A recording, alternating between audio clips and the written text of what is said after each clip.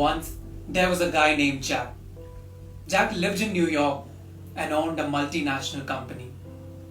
Years of his hard work, struggle, determination, long hours at work had brought him everything he had imagined for himself. He was a successful man, as the world knew. The success, a big mansion with the pool, the fancy car, Jack had it all. Jack was a self-made man. He grew up in a small town. His father passed away when he was just 4 years old. Jack grew up to be a hard-working man. He would always be busy with his work. He could rarely find time with his family and friends. It was just another day in his life when he got a phone call from his mother. He picked up the phone and mother announced, "Mr. Crane died last night. The funeral is on Wednesday."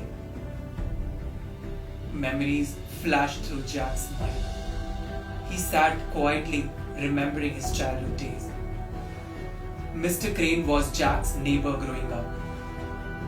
He used to spend a lot of time in this old man's house. He was like a father figure for him. "Jack, did you hear me? Are you there?" his mom asked. "Oh, sorry, Mom. Yes, I heard you. It's been so long since I thought of him. I'm sorry, but I honestly thought he died years ago." Mom told him, "Well, he did not forget you. Every time I saw him, he'd ask how you were doing. He'd reminisce about the many days you spent over his side of the fence," as he put it. "Oh, I love the old house he lived in," Jack recalled. "You know, Jack, after your father died, Mr. Crane stepped in to make sure that you had a man's influence in your life. I wouldn't be in this business if it weren't for him, Mom. He spent a lot of time teaching me things for which I'd always be grateful. Mom, I'll be there for the funeral." Jack kept his word. He caught the next flight to his hometown. Mr. Crane's funeral was small and uneventful. He had no children of his own, and most of his relatives had passed away. Before returning home, Jack and his mom stopped by to see Mr. Crane's old house. The house was exactly as he remembered. Each step held memories. Each picture on the wall. Each piece of furniture.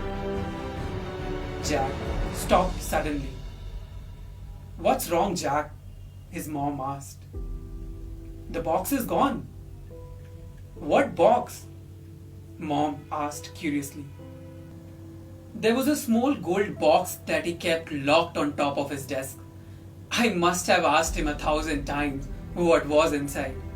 All he'd ever tell me that it's the thing he valued the most. It was gone.